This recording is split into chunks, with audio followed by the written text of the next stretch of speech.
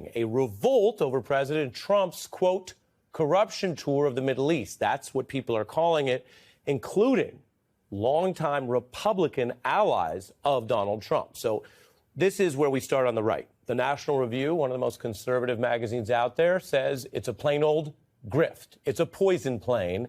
And welcome to the swamp now under new management. That's a taste of what you might call the intellectual side of conservative politics right now. Writers, editors at a place known for supporting the MAGA agenda on many issues, including crackdowns on immigration, saying enough is enough when it comes to this kind of what they call grift. Trump is making his first foreign trip of this second term, but it's being overshadowed by his plane debacle. Indeed, for some, it's hard to watch him dismount from the U.S.-made Air Force One without thinking of his plan to personally pocket a foreign-created Air Force One if that plan continues to get off the ground. This was him landing in Saudi Arabia. Separately, the Trump family organization continues to pursue billions of dollars in real estate and associated deals in that country and region. He's greeted by their leader there, but the outrage is dwarfing the trip because leading into the trip, first with journalistic reporting and then with the president confirming it, so there's no debate, no contested story here, the news has broken that Trump wants to take a $400 million luxury jumbo jet from a foreign country of Qatar. You're seeing some of the inside luxurious accommodations here as it stands. This would be then further updated and retrofitted as an American Air Force One. Qatar is where he's headed tomorrow. Conservatives, independents, and certainly opposition party Democrats all seem to agree on this story of the Trump era, that this is a kind of brazen profiteering. Here's Murdoch's Wall Street Journal, of course, the sister outlet to Fox News. Quote, Trump sends message to the world he's open for business. Over at the New York Times, corruption concerns. The Washington Post reporting on the private business conflicts, I should say. Or if you want a more tabloid flavor, the New York Post, which many people still read, if you're in New York in a tabloid broadsheet or online, Qatar's palace in the sky, not a free gift. And they say Trump shouldn't accept it as one. That is a baseline and obvious point. Everybody knows this in normal life. If somebody wants to buy you a drink or a dinner, sure. If they want to buy you too large a gift out of nowhere and you're not friends, it's suspicious. In business, if the gift is really large and they want things from you, it can be called a kickback. It's unseemly, it's a conflict, and in many regulated businesses in the United States, it can become an ethics concern, a fireable offense, and in some cases, illegal. Now, Republicans are not standing with Trump on this one. Nikki Haley says if it were Biden, we'd be furious, and with your own ears, you can hear Republican senators weighing in. It's a nice gesture. But I think maybe the thing to do is to say, hey, we appreciate it, but there's a lot of other things you could help us out with. That doesn't seem to be right, and I think it's not going to pass the smell test. Well, what I'm concerned is the safety of the president. I mean, Qatar's not, in my opinion, a great ally.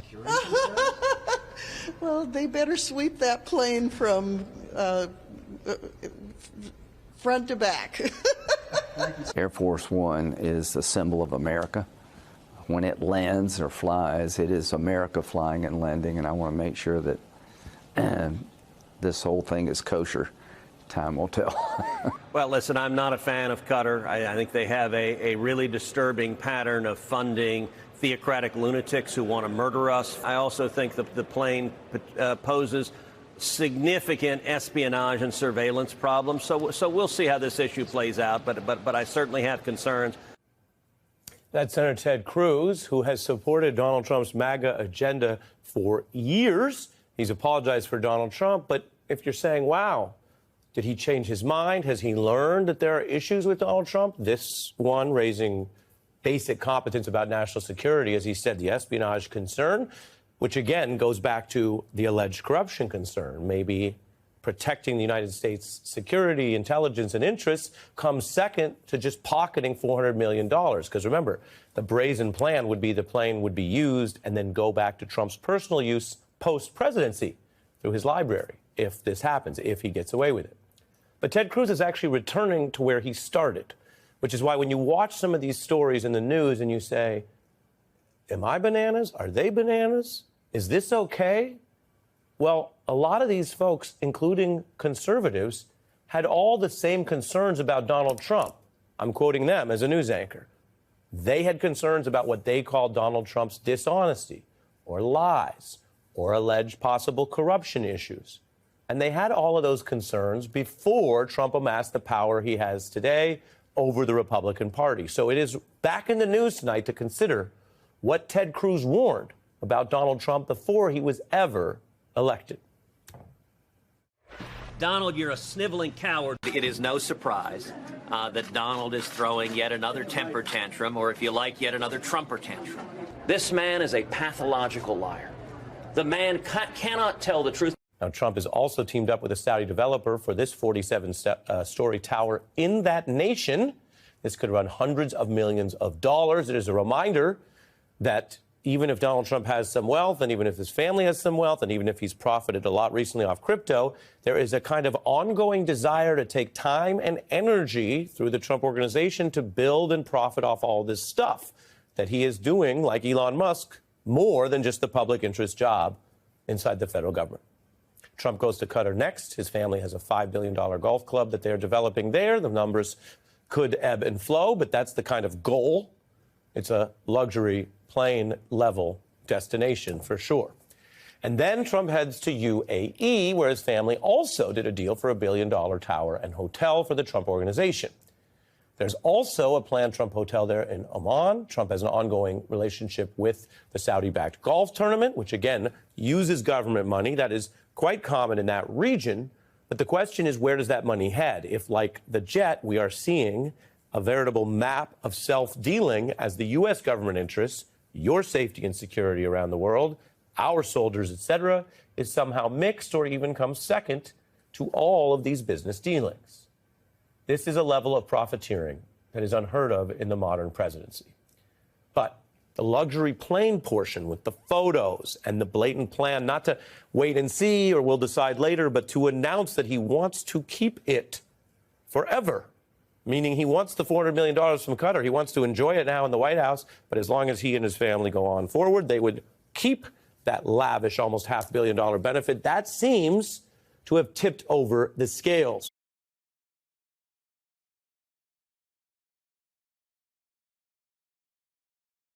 I saw these pictures over the weekend of HHS Secretary Robert F. Kennedy Jr. on a Mother's Day hike with the family. And he was taking a dip with his grandchildren in Rock Creek Park in Washington, D.C. Now, I used to live right near that park. And when I saw this, my first thought was, oh, that's amazing. They finally cleaned up Rock Creek. Because I remember walking through that area, park on hot days, and wishing I could dip into the water, but it was notoriously polluted and unsafe with high levels of E. coli. In fact, raw sewage spills directly into the creek. Alas, they have not cleaned up the water in Rock Creek Park. It is still so contaminated the government bans swimming in the creek, as it has since 1971. Combined sewage overflow, never words you want to see. That's what's on the sign. But this country's top health official doesn't appear to really believe that germs make you sick, so he took his grandkids swimming in that stuff. Dr. Peter Hotez is a professor of pediatrics and the dean of the National School of Tropical Medicine at Baylor College of Medicine. He's also co-director of the Center for Vaccine Development at Texas Children's Hospital, author of The Deadly Rise of Anti-Science, A Scientist's Warning, and he joins me now. In the grand scheme of things, this is not the most pernicious or destructive thing that the Secretary of Health and Human Services has done, but it does seem to me to utterly epitomize the approach, which is like if there's some group of public health experts who have taken water samples, gotten together and made some determination, this is not safe, the default is that they're wrong. Yeah, I mean, I don't understand why he made that decision to go into Rock Creek Park. I also used to live in Washington, D.C., and you knew not to go there. But, you know, the point, Chris, is this is follows a steady stream of public health disinformation that he's been pushing, whether it's about measles vaccines, whether it's about autism, whether it's about safety of our vaccine supply. You know, first it was, comparing that we're in the middle of this terrible measles epidemic here where I am in Texas. And in the middle of it all, he starts saying, well, you can get the MMR vaccine or you can get this useless cocktail of nutritional supplements, vitamin A and budesonide. And then, he says the hospitalizations were due to quarantine. And then, it goes on. Then he says the MMR vaccine is a leaky vaccine. Who knows what that means? And he actually quoted this false number. He says the immunity to the MMR vaccine declines 4% per year. Where does he get that from? It barely declines at all. There's one study that suggests it may decline 0.04%. Per year, so it's 100-fold less. Or, saying that childhood vaccines are not tested with placebos, or saying the MMR vaccine contains aborted fetal material. It's absolute nonsense. So it's all wrong. It's all wrong, and it's every few days. It's consistent. And there's two things here. I mean, one is being wrong on the facts and how destructive it is to be wrong on the facts, both when you oversee the nation's health infrastructure, which he is currently dismantling, like in the actual guts of budget cuts and things like that, and scientists and clinical trials, and also the public messaging.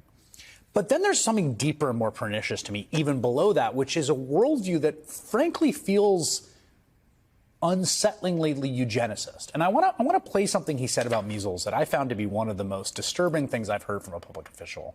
He's talking about measles. Take a listen to what he says. No kid should die of measles in this country. Even in 1963, before the introduction of the vaccine, there were 400 deaths a year, and there were up to 2 million measles cases. So it's only very, very sick kids should die from measles, and nobody should. And your big point is a choice for people to make informed choice. Exactly. And now, whatever your choice is, you're human, you're entitled to compassion, you're entitled to the best quality health care, and nobody should die of measles. So he says three times nobody should die of measles. He says no kid should die of measles. Nobody should die of measles. But sandwiched in there, there's a sentence he says, and I think he catches himself. He says 400 deaths a year in 1963 from 2 million cases. So it's only very, very sick kids that should die from measles. And then he realizes what he said and said nobody should. But when he cites as positive, hey, only 400 deaths in 1963, I found that an appalling thing to say. What is your reaction? Well, particularly, Chris, in West Texas, we've had now 2 measles deaths in perfectly well school-age kids whose only problem was their parents made an executive decision not to vaccinate them with the MMR vaccine.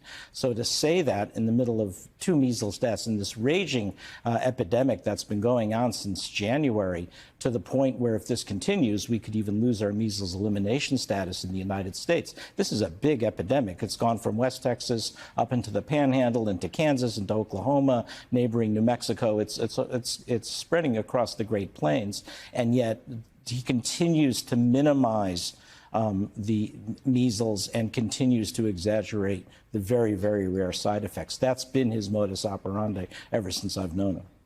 You've known him for a long time. You've engaged with him for over a year on the question of vaccines and autism. You have a daughter with autism, which you've written very movingly about. One of the things they've been doing is both characterizing autism in a really unnerving way, unsettling way, offensive way to many, also talking about a national autism registry. What do you think about that? Well, it's the fact that he talks about kids on the autism spectrum in such dark terms. He says, they need assistance forever in using the toilet. They don't work. They don't pay taxes. My daughter Rachel is an adult now. She works at Goodwill Industries. She gets a paycheck. She pays taxes. She's happy. She has friends at work. She goes to the movies. And she does have intellectual disabilities, but a full life. But he always talks about it in such dark terms. Then he tried to walk it back a couple of days later and said, no, I was only talking about extreme the 25%. Cases, right. And I don't know where he gets the 25% number either. And then to talk about that in the context of a registry, which doesn't even make any sense, because that registry is not going to have the 2 known causes of autism, which we have over 100 autism genes identified, and there are environmental factors that are associated with it. For instance, if you're pregnant, not aware of it, on an anti-seizure medication called Depakote, valproic acid. It interacts with autism genes, and you're far more likelihood to be born with an autism phenotype. And I had those discussions with him back in 2017 when the NIH asked me to speak with him.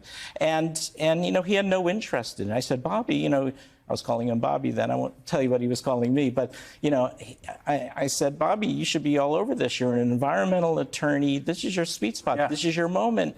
And no interest. But then 2 weeks ago, he talks about, he positions himself as someone as the keeper of looking at environmental causes. He says the scientific community is only saying that it's due to changes in autism diagnostic criteria, which I do think is responsible for a lot of it. But there are environmental exposures, and I can never engage him on it. Now, he's completely switching around. This was the scene on Capitol Hill today. Members of the disability community, you can see them right there in the video, showed up at a House committee meeting to protest Republicans' proposed changes to Medicaid in their budget bill. Changes that the Congressional Budget Office says could cause millions of Americans to lose insurance coverage. What better to protest? Now, the people there, you can see them all. They're voicing their freedom of speech right there.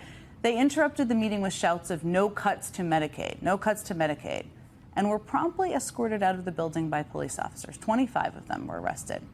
And then, even after all that, Republicans went forward with their first step toward enacting those Medicaid cuts.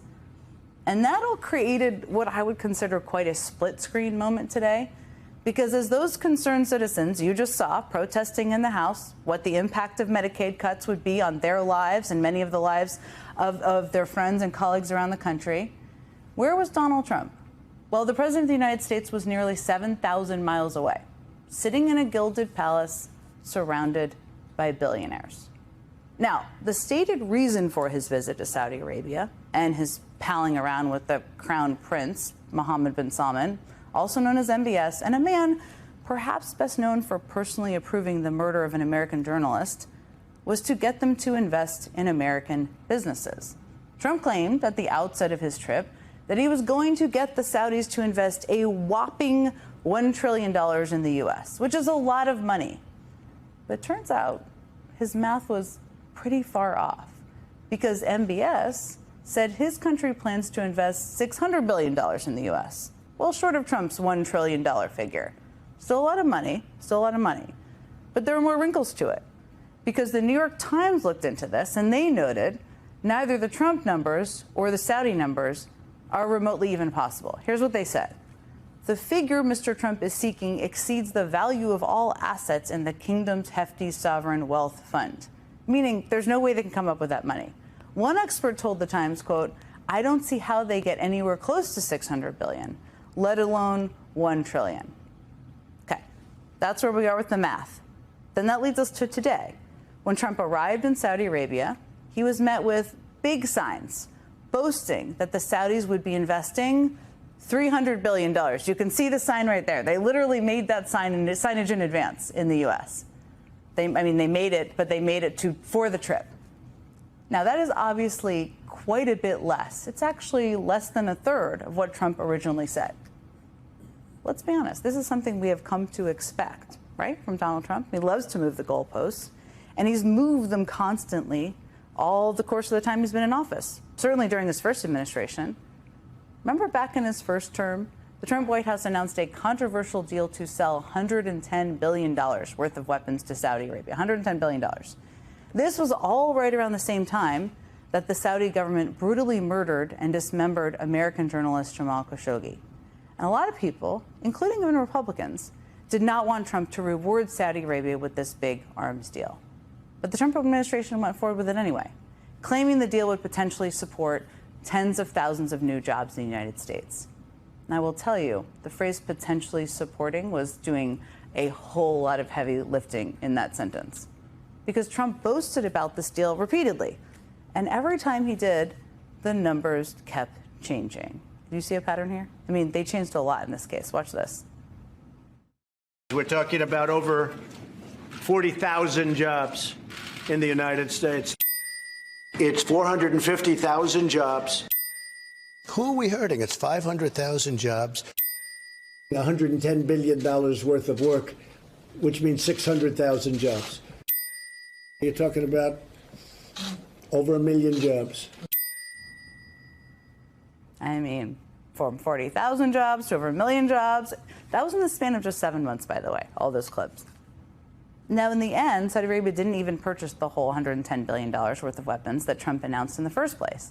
In fact, they actually spent less money on American goods and services than they did during Barack Obama's second term. It was all kind of a big shell game. And that appears to be exactly what we're seeing this time around as well. I mean, by now you have definitely heard that one of Trump's biggest agenda items on this Middle East trip is to accept a big $400 million luxury plane as a gift from the nation of Qatar. He wants the plane to become the new Air Force One, but only for the duration of his presidency, after which ownership of the plane would be transferred to Trump's presidential library. How convenient is all of that? Now, the whole thing is obviously super shady. We're going to talk to a bunch of people about it tonight. And even a lot of conservatives don't want Trump to accept this plane. But Trump says it's too good a deal to pass up. In a post on his social media site, he called the new plane a gift free of charge, in all caps internet shouting style, which is definitely not true either. I mean, look at this reporting from Politico. They say a private contractor would have to rip the jet apart to turn it into a flying White House for the president with secure communications and classified upgrades. That is certainly what is on Air Force One, an expensive and complicated prospect that could cost taxpayers hundreds of millions of dollars. Add to that the significant cost of sweeping the aircraft for software modifications or embedded foreign tech. So Trump's big free of charge gift plane looks a lot more expensive when you factor all that in. And bear in mind the U.S. government is already spending billions of dollars on building 2 new Air Force One planes right here in the U.S., made by an American company. But Trump doesn't care about these costs for the American taxpayer. Obviously, he doesn't. What he really cares about is his new palace in the sky. And, of course, big checks for his billionaire buddies. As you know, we have the biggest business leaders in the world here, and they're going to walk away with a lot of checks. I mean, he doesn't even hide it sometimes. They're going to walk away with a lot of checks. That's what the billionaires are getting out of this trip. The question is, I mean, he's there as the U.S. American president. What are the American people getting out of this trip? Because if this trip won't actually create 1 million American jobs, which it clearly won't, if the $400 million plane could actually cost taxpayers hundreds of millions of dollars, if all of Trump's stated reasons for making this trip his first big trip abroad, if all of those stated reasons aren't really standing up even to the slightest bit of scrutiny, I mean, I've just scratched the surface here, then why is Trump really there? Well, for the same reason all those billionaires are there. Lots and lots of money. Not for the American taxpayer, but for Trump and his family directly. And remember, none of this is exactly new. I mean, do you remember how universally Trump was shunned after January 6th? Banks cut ties with Trump, social media companies kicked him off their platforms. Just to name a few companies, AT&T, Amazon, Best Buy, Marriott, Walmart, Airbnb, Disney, American Airlines, UPS, General Motors, Coca-Cola. The list of companies could go on and on that actively distanced themselves from Trump after January 6th. And there was one type of company, though, that shunned Trump in a way that really, really stung him.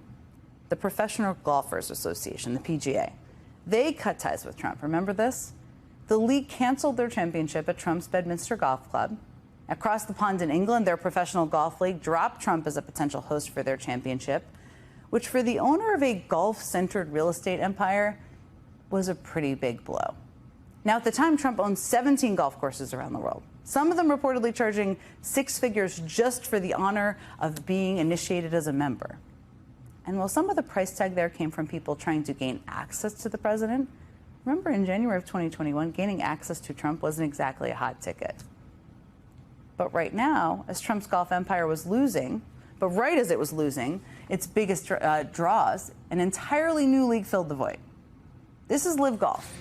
When it launched in 2021, its slogan was golf but louder, which seems like who made that up in a room, I don't know, but that was its slogan. And while the PGA and the British League R&A were cutting ties with Trump, Live Golf was making lots of deals. They hosted a tournament at Trump's Golf Club in Bedminster, New Jersey, and another at Trump's Golf Club in Doral, Florida.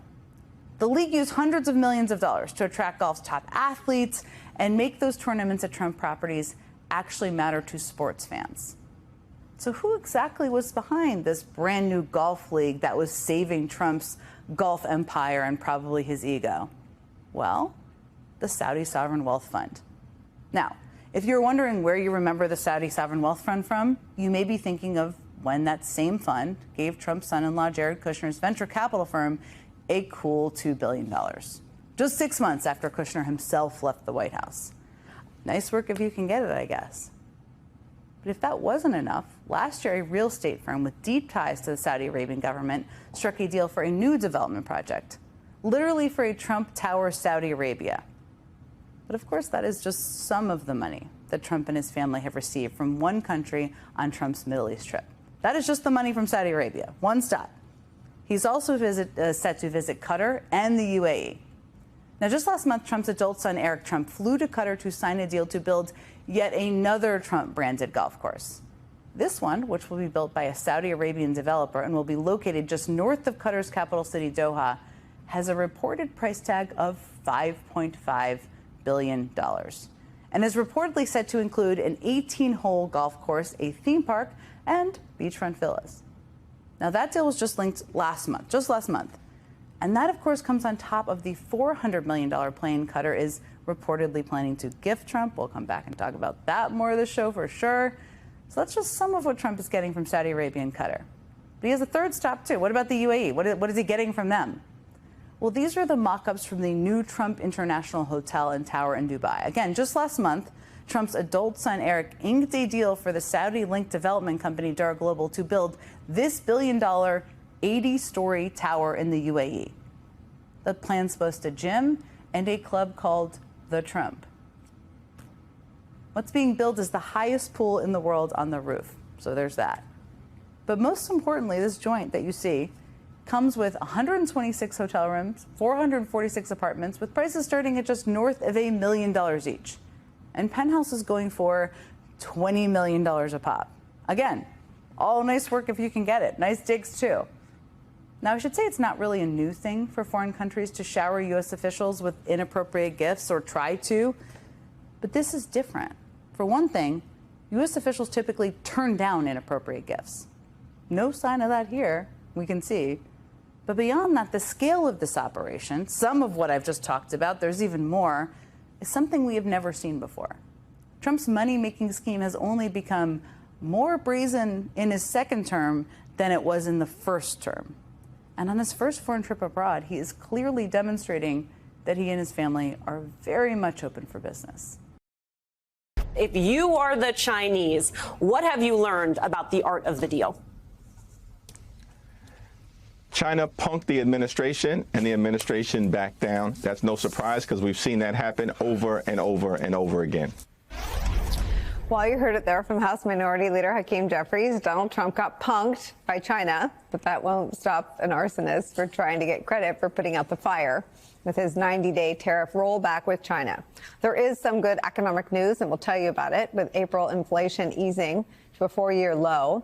But that report comes with a warning label in the Wall Street Journal today that says this, quote, the April inflation numbers will be treated like observing sunny weather ahead of a widely anticipated storm, where the rainfall remains highly uncertain. And according to Bloomberg News today, Trump has already ruined Christmas. All signs point to the fact that damage from Trump's manufactured trade war might already be done. The Wall Street Journal editorial board today also pouring salt on Donald Trump's self-inflicted economic wounds, writing this of his 90-day tariff rollback with China, quote, as with last week's modest British agreement, the China deal is more surrender than Trump victory. Neither side announced any broader concessions on the substantive trade issues that weigh on the U.S.-China relationship. But the Wall Street Journal editorial board adds, if there's a silver lining to this turmoil, it is that markets have forced Trump to back down from his fever dream that high tariff walls will usher in a new, quote, golden age. The age didn't last 2 months. and it was more leaden than golden. Joining our conversation is anchor and correspondent for Bloomberg News, David Gura. Sam is back as well.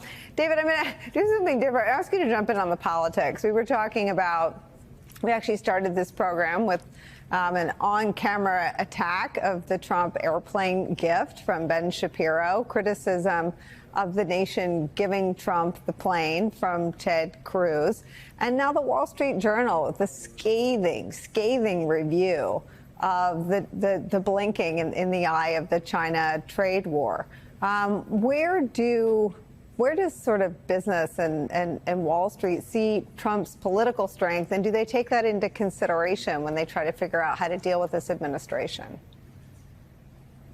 Well, I think that there is some relief here based on what happened over the course of the weekend, that this is the kind of less bad outcome that they were looking for. But you could put together a small volume with all of these editorials from the Wall Street Journal over the last couple of months. They've been highly critical of what the president's done here. And I think at the end of that editorial you read, they said, he went up against Adam Smith, of course, the father of economics, and lost as a result here. But picking up on what you were talking about during the last segment, I think that there's a new sense from this president that he can act with a kind of impunity. He doesn't seem as outraged by all of this stuff as he did before. And look, I think he's going to be quick here to dismiss the Wall Street Journal as being some organ of some part of the Republican Party he's no longer beholden to. But I think that their point is well made, that this is nothing is advanced here. We're in this point now where there are there's this consultative mechanism that Treasury Secretary Scott Bessent talked about, where there's going to be further dialogue going forward here. I mean, the achievement here seems to be there's a willingness on both sides to continue talking. But the baseline is tariffs are higher than they were when Donald Trump took office, and we're still in this kind of quagmire of not really knowing how we're going to get out of this mess. David Gura, this is the first crisis Trump has created for which there'll be no narrative sort of disassociation. It's a regressive tax. It's a tax on stuff that will hurt people that make less money more than it hurts people that make a lot of money. Let me read to you something in The Atlantic. The more your income you spend on services, the less you pay in tariffs. Income that is saved and invested pays no tariff at all. So the richer you are, the more of your income you can save and invest. The working man's car is tariffed. The rich man's chauffeur is not tariffed. The poor girl's dolls are tariffed. The nanny hired to play dolls with the rich girl, not tariffed. Towels are tariffed. Membership fees at the sports clubs are not. The doorknob is tariffed. The butler who stands by to open the door is not. I mean, the defensiveness on the assault on the American consumer, whether it's the sneering response to Kristen Welker's question about the price of strollers, the absolute disdain for the 30-doll household. I've never known a 30-doll household, but that 30-doll household can damn well do with 2 dolls. The 500 pencils to 5, 250 pencils to 5. I mean, just the disdain for a whole bunch of people and a whole bunch of instances that voted for him. When does that sort of conversation get held by leaders, by the people that run Walmart and Target and other stakeholders? I think it's a disconnect, it's disdain, as you put it. I think it's a lack of awareness of the fact that this is likely to have, in very short order, dramatic impacts on most Americans' lives. And everything that we've heard is that's going to happen in short order. So you bring up toys, for instance. I mean, we know that there's been this decline in shipments from China. We're in this very short 90-day period when hopefully something will be worked out to make this something that isn't longer lasting. But I think that the fantasy that we all lose sight of, and I'm up here in Boston today because I was talking to our former U.S. ambassador to China just about what's been going on.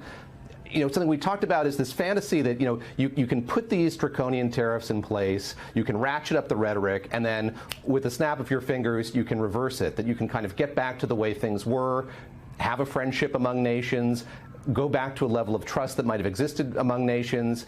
And I think that what we've learned here, and this extends to geopolitics and the relationship that companies have with one another and with other countries, is that that may not be as easy to do as the president thinks it is. And so your question is a very good one about when do we recognize this, when do leaders begin to recognize this. I think that it's coming into focus here that there are real consequences to the policies that the president has put in place when it comes to trade and tariffs. And there's still this level of hubris or a sense sense of righteousness, that you can kind of back people into a corner, they can make changes. And again, you can go back to the way things were. Maybe the kind of landscape will be more favorable for you than it was before. I think that what we've seen here is a frustration with the way the administration has acted by these other countries and an unwillingness to kind of continue in this status quo sort of way. And that'll be the thing that I'm really paying close attention to here. Yes, again, we have this short pause, this reprieve with China in the near term, but what does it amount to long term? How much damage or reorientation of the geopolitical terrain has happened here that won't be able to be reversed? Sam, let me pick up on that with you. NBC News is reporting this. The Chinese president was giving the hard sell to a room full of senior Latin American leaders on Tuesday. He promoted his country's stability and fundamental reasonableness, providing a clear contrast between himself and his U.S. counterpart's erratic trade war. Quote, bullying and coercion only lead to isolation, end quote. So she is taking what, as David Gura said, is now a volume of editorials in the Wall Street Journal and using them to promote China as the more stable and predictable economy to do business with in Latin America than ours. Yeah, David, who I love tremendously, is being incredibly diplomatic, as usual. This is totally insane way to run economic policy. There's no long-term planning that anyone can do when a president is deciding basically on who he's talked to last, that he's going to put in Paris or he's going to take them off. And the irony that he has created of China becoming the stable, friendly source of geopolitical stability on the international scene is crazy. If you think about it, it's not just trade, of course. I mean, there's a little noticed article that popped up a couple days ago. The European Commission is putting together a $500 million package to lure researchers and scientists in America to Europe. Why are they doing this? Because we've created an incredible amount of instability through massive cuts and attacks in academia, in which if you're a researcher who has to have a 5 to 10 year planning on your grant, how would you possibly go about doing it in America? And Europe recognizes this. And so, yes, it's funny to watch the MAGA sycophants praise Trump for putting on tariffs because he's going to reindustrialize America, and then praise him for taking tariffs off because it's all part of the art of the deal. And look at the S&P, skyrocket on the news. When in reality, businesses are saying this is not a good way to plan and we can't do this. And people who have to plan or who are in science or research are going to start looking overseas or for different partnerships or frankly, for different careers. It is amazing. I mean, it is, MAGA went from being, perhaps a surprisingly effective political slogan on a hat to being like the biggest sort of subversive punchline of irony that I've ever seen in politics, making China look good and like the better, more responsible actor, making Europe the magnet for science and research. These are the real consequences. A shortage of air traffic controllers forced the Federal Aviation Administration to delay flights for several hours yesterday at Newark International Airport. Now, according to the FAA, as few as 3 air traffic controllers were scheduled to work at the facility guiding planes to and from the airport yesterday evening. That is far fewer than the target of 14 controllers. The New York Post reports that just 1 air traffic controller and a trainee operated every flight in and out of Newark between 6:30 and 9:30 last night, when up to 180 planes were scheduled to take off or land. A New York-based air traffic controller called the situation pure insanity. The staffing shortage is the latest problem to plague the busy airport. Following recent communication outages, the CEO of United Airlines sent an email to customers yesterday saying flights to and from Newark are, quote, absolutely safe. Also this morning, it appears Newark isn't the only airport suffering from significant issues. More than 100 flights were delayed at the Hartsfield-Jackson Atlanta International Airport yesterday. That follows 2 ground stops on Sunday due to the runway equipment issues and an air traffic control outage. And the airport in Austin, Texas saw more than 100 delays on Sunday due to a shortage of air traffic controllers. And Joe, I don't think this is the last we've heard of it. Something has to change. Right. You know, something does have to change, and we've all experienced, certainly post-COVID, difficulties flying, especially in the summer months, with pilots being pushed out for retirement and air traffic controllers also, many going to retirement. The same thing with flight attendants and other people up and down sort of the food chain for the airline industry. We knew this was going to be a problem and talked about it post-COVID, but it has gotten so bad now. Willie, I really, they're going to have to take some extreme measures. I know the Secretary of Transportation's meeting the head of the airlines on Wednesday. I know they're going to be trying to keep as many flights up in the air as possible. I don't think they can do that. I don't think they can do half measures right now. We've had 3 outages at Newark. 3 outages. The first outage was blamed on a rusted copper coil. Yeah. And now we've had a second and a third. They're not talking about rusted copper coils anymore or whatever they were talking about, because they've got a system that is melting down right now. And when you only have the New York Post reporting 1 air traffic controller and 1 trainee guiding in 160 to 180 planes from 6 p.m. to 9 p.m. in one of the nation's busiest airports last night, it's unacceptable. They're going to have to make very dramatic decisions, and they're going to have to be a ton of planes grounded until they get their arms around this. And it may be several months before that happens, but this is a tragedy that's waiting to happen. And when you have the head of United saying flights to and from Newark are completely safe, reminds me an awful lot about what the government said about walking around 9/11 after 9/11. For those first responders saying, oh, don't worry, the air is completely safe. Well, it wasn't. And the air is not completely safe now, not only over Newark, but over a lot of other cities.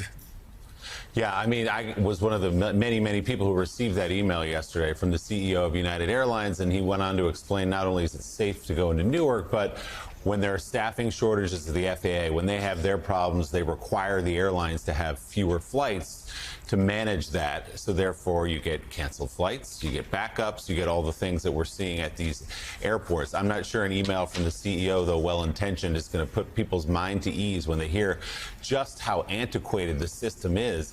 And I guess if you're looking for a silver lining in all this, Jim Bandahai, it's that sometimes it takes a moment of crisis to actually get something changed. We've had Steve Ratner, a pilot, on this show many times over the last several weeks talking about a plan that went in place in the year 2000, 25 years ago, to overhaul and modernize our air traffic control system to make it safer, to bring it into this century at least. And he says only pieces of that have been put in. We have not really overhauled the system in the way we should, and that's all been thrown into public view here in the last few weeks. Yeah, I mean, it's a real danger, I think, for Trump, for politicians. I mean, this is the type of crap that the American public doesn't tolerate. This is where the presidency, this is where the government is like being a mayor. You operate the airline system. You just do. The FAA governs all of this, and it's an interconnected, complicated system. And like the CEO can send you an email and say, hey, all is fine. You couldn't pay me to go through Newark. Even if you could convince me that it's safe, like everyone knows you're going to probably have a canceled flight or a delayed flight. And the fact that it's now spreading to other places, this has to rise to the top of the government's agenda. We hear from the transportation secretary, but you're about to head into Memorial Day. You're about to head into the summer. I was just trying to fly out of Bangor, Maine. Turns out that they've had to cancel a bunch of flights because they haven't done runway work that should have been scheduled years ago to be done on time. And if this is happening at a bunch of different airports and screws up travel, it has implications for people's lives, has implications for the U.S. economy. And Jonathan Lemire,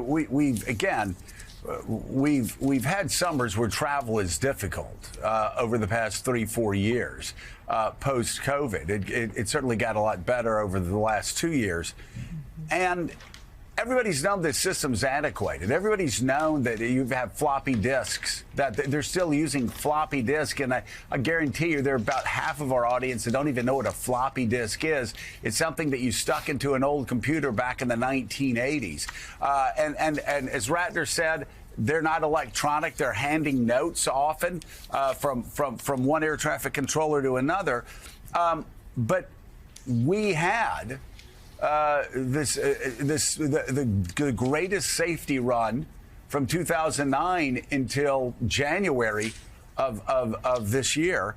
And it's just like Congress was asleep at the switch, successive presidents asleep at the switch, Treasury secretaries asleep. They can't be anymore. They are on notice. The White House is on notice. The Secretary of Transportation is on notice. Congress is on notice. This system is broken, and if there is an accident, it is on you as a lawmaker. It is on you as a leader for not doing what's necessary right now in this moment of emergency to make things safer and build redundancy so we don't keep hearing about these horrific stories where air traffic controllers go dark for 90 seconds or 2 minutes with hundreds of planes up in the sky around their airport. Yeah, first to echo Jim Vandehey's spot-on analogy, this is the moment where the president is like a big city mayor. There's a problem. You're tasked with fixing it, and if you don't, you will be held responsible. We saw, some of the travel chaos during the Biden administration early on, where he and the transportation secretary at the time, Buttigieg, got a lot of heat because of airport delays. And they did. They were aggressive. They addressed it. Now, obviously, big picture solutions weren't presented, but things did get a little bit better the last couple years. And we're now at that moment for the Trump administration. We've heard the president a couple of times in recent days say, indeed, that the system is antiquated. We need to fix this. It's going to be a priority. He didn't offer any specifics, but said they'd be looking to purchase new systems. The question is, when does that happen? How long does it take to put in place? And what's going to happen in the interim? Because, as just noted, this meltdown is coming just as summer travel season is starting to pick up. And if we have weeks worth of images from airports across the country, beyond Newark, a flight of that red board saying flights postponed or delayed and canceled, and lines of passengers at terminals, that's going to be a real world problem for this president and Congress. Mika, they're saying right now they're going to act. They're saying they're going to find the money to do this. Mm-hmm. Well, until they actually do, they're going to be held responsible. Mm-hmm. Well, they are going to be held responsible. And Mika, listen, this is an emergency. We keep hearing the White House calling things emergencies that the courts don't think are emergencies, that the numbers don't suggest are emergencies.